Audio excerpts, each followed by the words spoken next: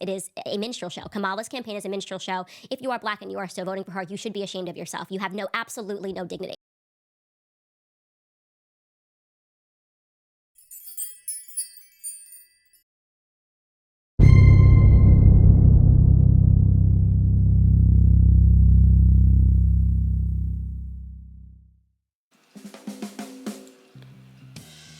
Greetings. Let it be Jah will and not I and I. And in all things we give thanks. We give thanks for the rising of the sun and the going down thereafter. We give thanks for the manna, whether it little or plentiful. We give thanks for the loved ones, family and friends that we have surrounding us. We give thanks for the opening of the eyes each morning, especially this morning.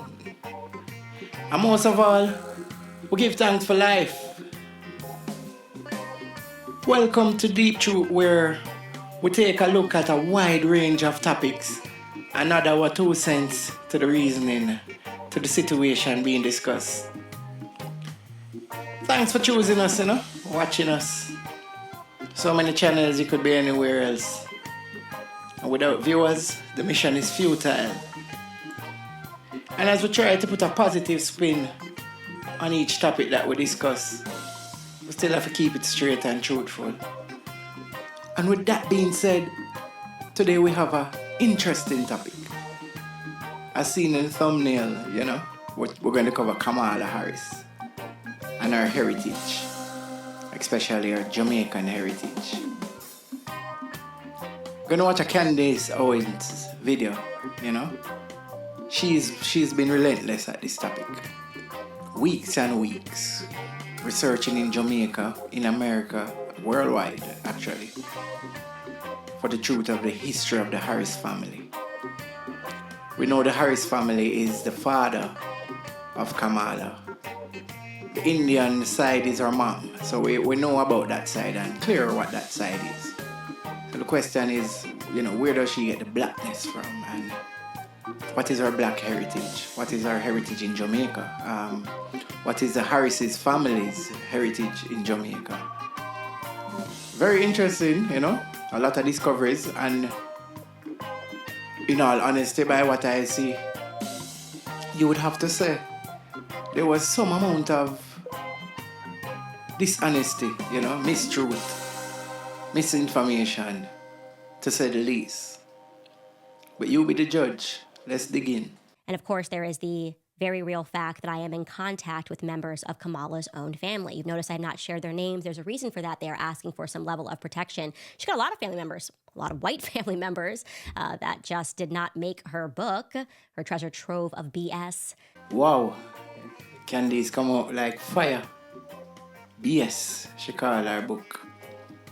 You can imagine what I call Brogard book BS, because she's the vice president right now, Imagine somebody attack Brogard family lineage like that.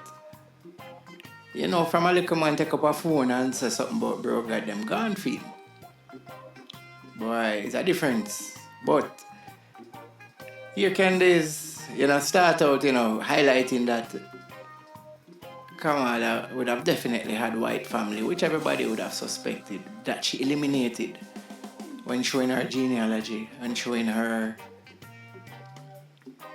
history. They're saying she's trying to blackify or blacken herself now. They said she used to run as an Indian, now she is a black woman. And the politics thing, you have to dip in each section that you're eligible to try to get a little more points, but yeah man, I could go and listen. Someone asked me to succinctly put together everything that we have discovered thus far, because there are many people who are now realizing, no, this is not BS. This is not a conspiracy. Kamala has lied about her upbringing, has lied about her own genealogy, and many people...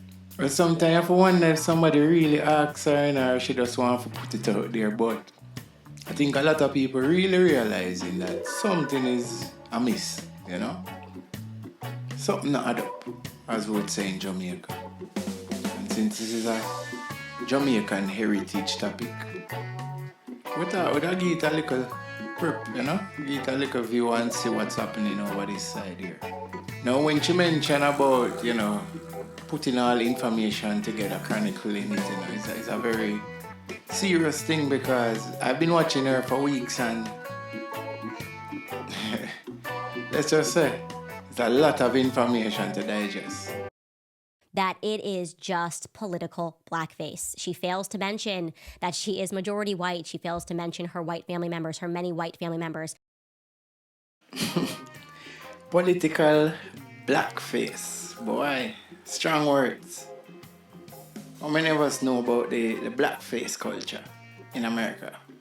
Came from when white people used to paint them face black, or any race used to paint them face black and draw some big, huge lips on them face, you know? And some of the ugly, you know, features. And it would represent a black person. Back in the days, even in a movie, a white man would act as a black man by just painting him face black. Because, you know, them never want no black man in the movies at that time. See, so it's a strange thing. But when you hear her say political blackface, it means, you know, it's a bad term for Kamala, you know. I mean, a lot of people won't agree, but it's a damning term, you know. Political blackface. It just means she's not black and she pretty much trying to picture, you know, paint a picture of black. Now, I must say, I mean, you can clearly see that she have black in her family. So it's whether you believe, like some people say, if you have 1 ounce of black in you, you're black. Or you believe, which is, you know, the more natural belief, you know, the more natural way of life, that if you have 90% white in you, then you're more white. And if you have more percentage Indian, then you're more Indian. You know? But I understand the whole back and forth and the two sides. Let's watch.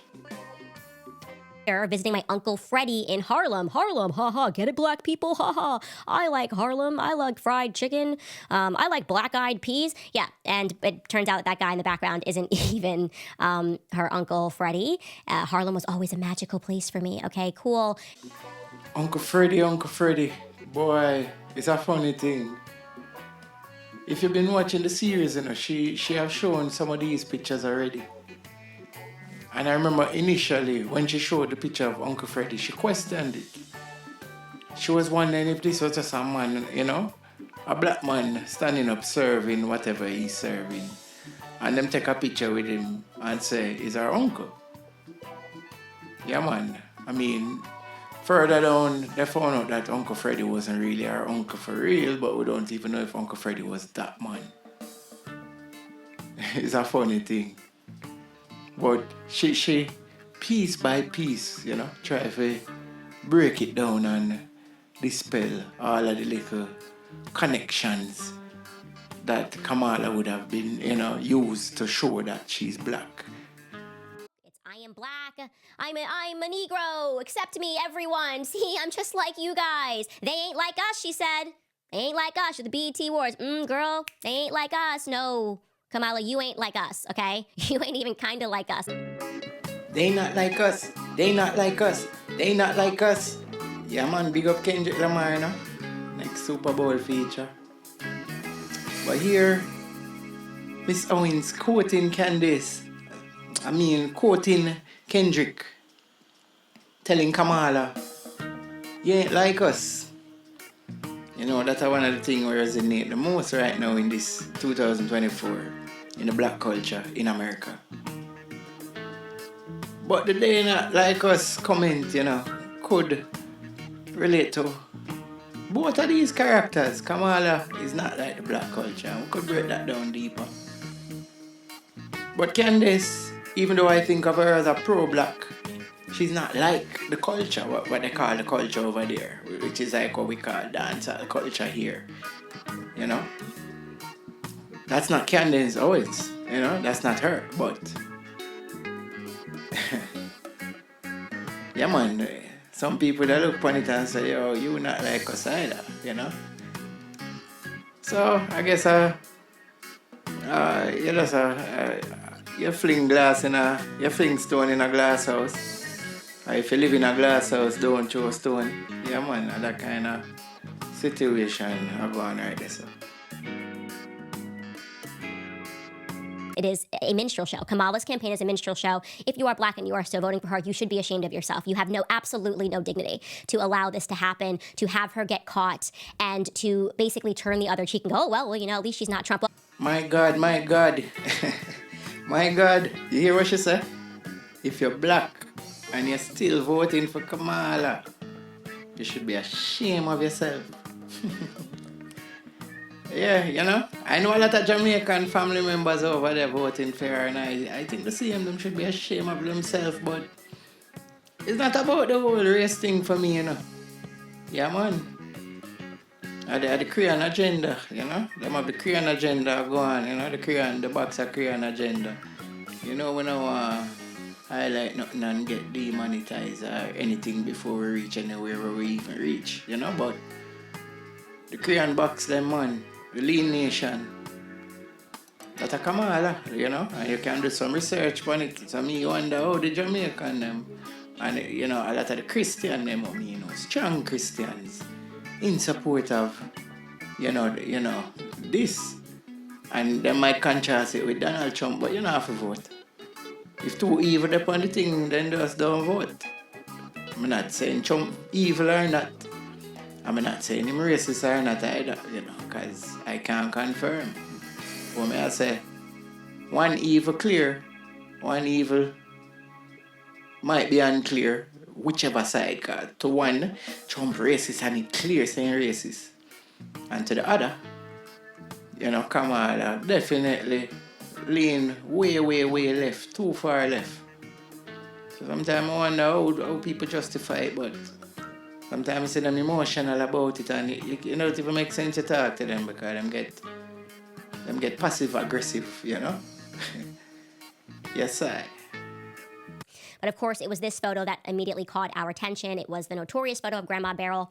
Now, I want to be clear. When this photo caught my attention, I just didn't think it was her grandma because I didn't like the emotional vibes here. It's just not how Caribbean grandmas act. I know I have one or had one. She passed away in 2013. But what is interesting is that so many people had emailed us right away, and these people are obviously, I'm not a techie, they were familiar with Photoshop. A lot of editors saying, Candace, these photos are Photoshopped. You can tell. Yeah, man. So this is where it all started, really started. One of the first episodes where she mentioned this, that's Miss Owens. The first episode she mentioned, she brought this picture and she questioned it. She said, it look away. Just like she questioning it now. And she questioned complexion and looks too, not just what she's saying right now about, disposition. But you will see, it added up to the speculation leading to something. But I would say her questioning about the emotional part and the Caribbean, grandmother.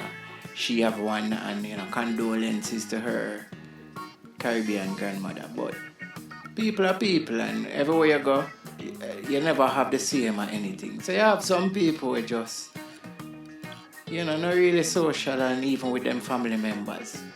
And I have a family member who stay the same way, where them love you, but them distant, and them now go and squeeze and them things. So, I just say it go. But as I say, it seems to lead on to something. Because obviously yesterday we dropped the mother of all bombs, a woman named Dorothy who grew up on the island in the presence of the lovely Miss Beryl, who she loved dearly. Dorothy really loved Miss Beryl and was so kind about it, confirmed that the photo was fraudulent. And since we dropped that episode yesterday, it's been crazy. The reason why we're running a little bit late with today's episode is because we've had more phone calls with Kamala's family members. Dorothy, inform and tell the people them said the picture fake. So as I tell you before, it manifested that her suspicion, might have been real. But Dorothy, you have to wonder, that not sound like a Jamaican. You have to talk about a Dorothy. What's a Dorothy? I can't even pronounce it properly. Yeah, man, Dorothy. fun and joke aside, them show some video of Dorothy and them thing. And as a Jamaican for real, and it seemed like she probably really knew the family. So some truth in the thing. Make her go and watch. Because you can't take one source. More phone calls with Kamala's family members, and they have confirmed to us beyond a shadow of a doubt that the person that is pictured in Kamala's book is not the real Miss Beryl. Kamala cannot sue me for that statement. She cannot sue me for defamation. That is not the real Miss Beryl. That is not her grandma Beryl. That is My girl make it clear, Kamala can't sue her for this, because her own family I tell her, say, with Dorothy, you can't work with the Dorothy. So what Dorothy said, a real thing. Yeah, family members now confirm it. Plus, it is suspicious for morning. And now, Dorothy jumping at the picture. Yeah, man. Something in a something. Dorothy also confirmed, remember, we were between two death certificates, one that was in 95 and one that was in 1960. Well, she confirmed that Beryl was indeed alive in the 90s and that she passed a short time before Dorothy's husband, who I believe she said her husband passed in 2000 or 2002. As I alluded before, you'd have to go check some of the past videos to see what are going officially. But she had this question of the birth certificates, them digging up, them digging up to try to find what are going on, what are going on in terms of Kamala's history. And they've been digging up this birth certificate and stuck with two and wondering which one is which one. So I don't know what it's going to lead to, but for clarity, what's happening is with Dorothy saying that, the man was alive in the 90s where her husband passed, is giving, pinpoint accuracy to the research that them doing so them can go forward without looking into the wrong person. Take a listen. So was Miss Beryl alive in 2000? So she was alive in the 90s. In the 90s. Which was when I Tim and I were together. So No. she was definitely alive in the 90s. Okay. Yeah. How interesting. Yes.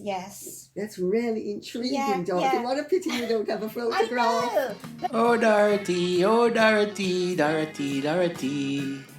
Yeah, so yeah man, that's a Dorothy. I actually see her in flesh, I only clips them have of her in the actual video, but we just take one or two. And you can see her actually confirming, the man being alive at the time in the 90s.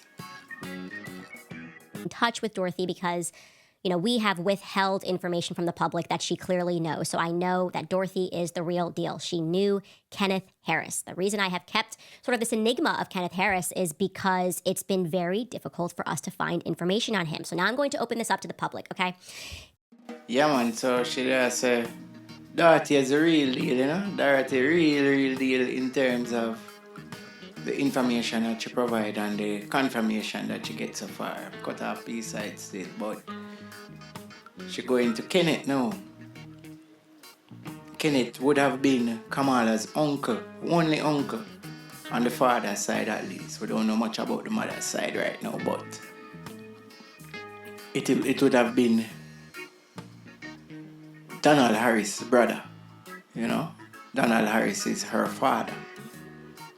So there are some questions because she has been digging and, in America, it's not that hard to dig, especially for people, living in America, but we will see, it is not that easy to find information on this gentleman. It's because like Donald, there seems to be very little public information available about him. Now, I have told you that the family members that we are speaking to say that Donald was exceedingly private and Kenneth was exceedingly private as well. They were a bit mysterious. Yeah, man. So like I said, the two uncles, and she is saying, by all research, even by family reports, these two men are very secretive. Yeah, man, and there's some more information about Donald around, and you can see that he's always been involved in politics, or banks, and always something to do with some leading position. I mean, yeah, it's hard to know, the origins of that, but we do know from past videos that, the Harris family were slave owners. And a part of it was the Harris family, had a plantation, and essentially one of the members of the family bred one of the black slaves. And that is how black came into the Harris family. So the fact that the name still exists in the bloodline would mean that, it is easily traced, and it was traced back to plantation. So it is a mixture of both slaves and slave masters. We'll go back in one of the older videos soon. We have a Jamaican guy who did a little review on it and, gave his Jamaican perspective, and I feel like I might do a review of that video. It goes more in depth for anybody who is interested, and wondering how we got here. They have also confirmed to me that Donald was a full-fledged communist who attended frequent Marxist meetings and basically gave no information about himself ever, okay? Which is why it's of note that Dorothy says she didn't know Donald, but she definitely remembers Kenneth Harris. Well, it wouldn't be the first we hear that Donald is a communist, I think that is popularly accepted both on the Democrat and the Republican side. So, they might say she never grew with him, she grew with her mother, and, he never had the influence. Who knows? I don't know their dynamics. So I can't talk on that. And I'm saying not give no information about himself at no time, that kind of suspicious. But then, coupled with the fact that Dorothy know the family, and know the mother, and know Kenneth. She said she used to visit the house and there around Kenneth and the mother. But she could have never know Donald, what is the issue there, or, how secretive is he? Why wasn't he at least, mentioned or, known of? Who knows? About him. His name would be Kenneth Harris Sr., by the way. He has 3 children, and his son's name is Kenneth Harris Jr. My understanding is that after he went to America, after being quite private, he virtually disappeared. What we also know about Kenneth Harris is that while he lived in Jamaica, he was a police officer. Boy, Sister Owens not easy. She released the man them details just to get some information on Kamala, The man gone incognito. I don't know why. The man could have gone so for different reasons, but we had to dig him up anyway because we need to find out what's going on with Kamala and her heritage, It's a cold world. She had released that the man was a Babylon, a squaddy in Jamaica. For those listening overseas, we call a police a squaddy, or them call each other squaddies. Some people call them squaddies still. The most of Jamaica call them Babylon. It's like how you guys call them pigs. Maybe not as derogative. But Babylon was the people them were oppressed Jah people. So it came from a Rastafari history. Yeah man, it come from a Rastafari history, and at the time with the illegal marijuana and even seemingly the illegal practice of Rastafari, we came up with the term Babylon. Yeah, man. So Uncle Kenny was a Babylon. Every single family member that we've tried to look things up on, we've been able to find, except for Kenneth and Donald Harris. That is just remarkable to me. Every indication that I have leads me to believe that these two were working for the government. And right here, she just hammer out the point, hammer down the point. Say, them two individuals are just mysterious, and yeah, for wonder, I think she hinting at the fact that, they could have swiped some of these information clean to present what they want to present in terms of her blackness and her heritage without, too much questions being asked. Funny thing is, she still find a bunch of angles, without them to paint a doubt in people's eye. Every indication that I have leads me to believe that these two were working for the government. And I'm not talking about like just working for the government like the fireman or the post office man. I'm talking about working for the state, okay? Like in a very big way, and were required to be silent and mysterious about their lives. Again, Kenneth Harris moved to New York and then virtually disappeared and lost contact with everything, also exceedingly private. And I should be able to find his naturalization papers. Well, she take it a step further than I would have even take it, or than I took it in the last take. Because I was thinking, probably, them wipe it out so that people can research, wipe out them history so that people can research certain things, on the history and the heritage. But she's saying, no, it seems like these people were bigwigs in government, and, in a certain position in a government, you can have a clean slate and, have history wiped out. And it would be funny and interesting if these people were, so high up in certain powers, and then, coming down the line, Kamala now, getting politics. The Willie Brown and all them things too, but who to know if there was not links behind the scenes? If you don't know the Willie Brown situation, then you probably need to just go do a little research on that, but it is said that, Kamala would not have been in power unless she slept with that brother named Willie Brown, who was, I think, a powerful man in California at the time, and him eventually gave her, a decent position and, give her the entry into politics. Willie Brown was a married man also. But yeah, man, back to the topic at hand.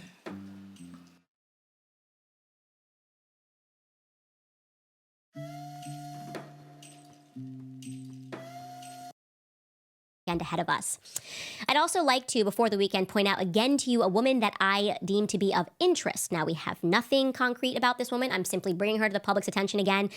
Just a bit of a gut instinct. This photo of Lady Idris Allen, her... Relentless. My girl says she have a gut instinct. A gut instinct. So she can put up somebody's picture and name and information because of a gut instinct. But in all honesty, the gut instincts have proven to be... Sometimes I have to wonder if I just a gut instinct or she already have the truth behind what she present, but she present it step by step, and then seem like a prophet. It would be a smart move. As a new content maker, I have to learn them kind of things that or probably I envision it all when it is not happening. I don't know. Probably she really researching because she has been reaching out and to, I would say, thousands of people, she would say. And a lot of people reaching out to her from Jamaica and other places, England, connection with the Harris families and so. And as she said before, family members, so who knows? But sometimes I wonder if them have the information before and just feed with peace, because it wouldn't make sense for just come out in one video and drop all the content. How the other video them are gonna make. Of Lady Idris Allen. Her name was Idris Trotman. She married the finance minister of Bustamante. Like Beryl, this woman died in 1995 in Jamaica. She was exceedingly devoted to politics, and she ran a dry goods store and was a supporter, like I said, of Bustamante. The reason why she's been a person of interest to me is that she just kind of fits the bill. Lady Idris, here she says she married Bustamante, finance minister, but we don't know Bustamante. Yeah, man, so she married Bustamante, finance minister, and a part of the clip that I cut off also said she ran for some seat. So it's a public figure. So I take back my word. It's not so bad to put her out there. I mean, in this situation, she probably not fit in or she probably does. Who knows? Yeah, man. But Candice, I said she sound similar to the description. It's very similar to the description that was given of Donald's mother. So, I could say no. Of this very mysterious family. And so we're not going to let up, guys. If you have information, especially if you are in Jamaica, please share this around. Somebody remembers something. We have to be able to find something about Beryl. Was she using a different name? Who was her sister? You can't just own a store and just completely have no record of your... Calling all Jamaicans to the dance floor. Incoming a thing called Find the Harris Family. Yeah, you hear her. She said she'll look for all Jamaicans who have any information about the situation, like Dorothy, to reach out, you know, and fill them in. Dorothy and the family, I should say. And some of the family members, I remember she did a thing with the uncle, you know, and said the uncle never know certain things where Kamala them they present. But yes, we'll wrap it up there. That was a short. Well, it's a short still, but it was intended to be short. But that was a coverage then of the whole Kamala race debate. You know, facilitated by Candice Owens. Yeah, man. Respect, one love. Thanks for being here again. Like and subscribe. Hope we hit you with a new one sooner than later. Blessed love. Blessed love.